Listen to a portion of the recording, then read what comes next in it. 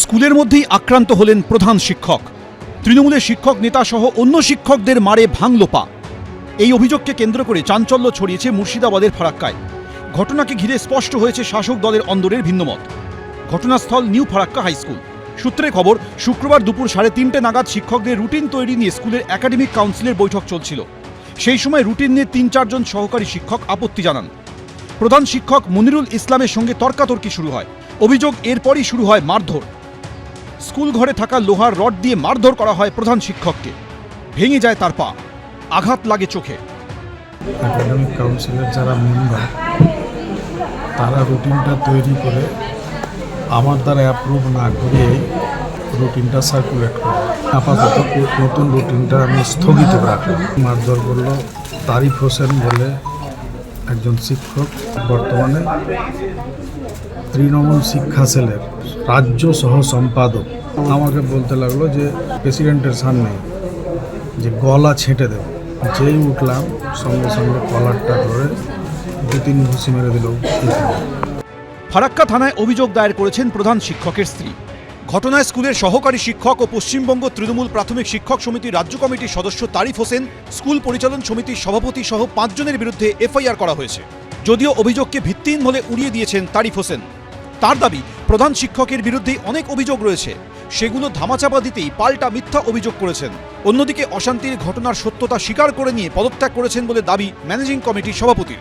কালকের ঝামেলাটা কোনো বিচ্ছিন্ন ঘটনা নয়, এটা দীর্ঘদিন ধরে আর কি এই গ্রুপ অফ টিচার ভার্সেস হেডমাস্টারমশাই এই বিবাদ চলছে। আমি বেশ কয়েকবার বসেছি, ম্যারাথন মিটিং করেছি সমস্ত শিক্ষকদের নিয়ে, 4 ঘন্টা 5 ঘন্টা, কিন্তু কেউ শুনছে না। সবাই নিজের অবস্থানে অনড়, এই লড়াই চলছে। আর আমার মনে হয় যে আমি পারছি না, আমি এই জায়গার যোগ্য লোক নই আর কি, যার জন্য আমি ওখান থেকে বেরিয়ে আসতে চাইছি। আমি আমার পদত্যাগপত্র বিধায়ক সাহেবের কাছে দিয়ে এসেছি।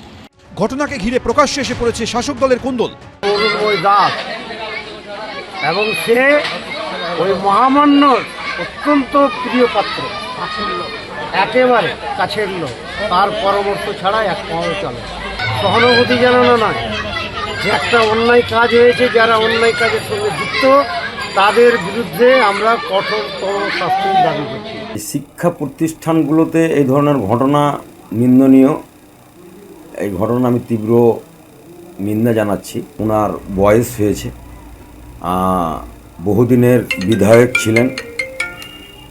হয়তো উনি দুঃখ পাচ্ছেন, কষ্ট পাচ্ছেন। হয়তো যে কাজটা 25 বছরে হয়নি, সেটা আমি হয়তো 4 বছরের মধ্যে তার কয়েক গুণ কাজ আমি করতে পেরেছি।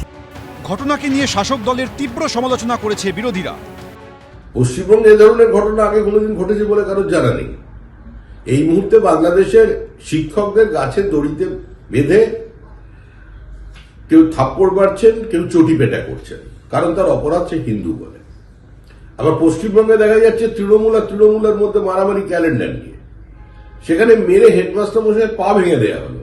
এই ঘটনা অতীতে পশ্চিমবঙ্গে কেউ কোথাও কোনোদিন শুনেছেন? যতদিন তৃণমূল থাকবে এই পরিস্থিতির পরিবর্তন হবে না। স্কুলে মাস্টারমশাইয়ের পা ভাঙছে, একাডেমিক ক্যালেন্ডার তৈরি করা যাচ্ছে না, তাই নিয়ে বিরোধ, মারামারি এবং তৃণমূলের ইনভলভমেন্ট। কলেজে সরস্বতী পুজো পুলিশের পাহারা ছাড়া করা যাচ্ছে না, বড় বড় অফিসার মোতায়েন হয়েছে। মুখ্যমন্ত্রী রিপোর্ট চাইছেন। এই রকমের পরিস্থিতি কেন পশ্চিমবাংলায় হলো, এই রিপোর্টটা মুখ্যমন্ত্রীকেই দিতে হবে। এই পরিস্থিতি বাংলায় কাঙ্ক্ষিত নয়। মালদা মেডিকেল কলেজ হাসপাতালে জরুরি বিভাগে ভর্তি রয়েছেন আক্রান্ত প্রধান শিক্ষক। অভিযুক্ত শিক্ষক সুজন স্বর্ণকারকে গ্রেফতার করেছে ফারাক্কা থানার পুলিশ। রাজীব চৌধুরী ও করুণাময় সিংহ, এবিপি আনন্দ।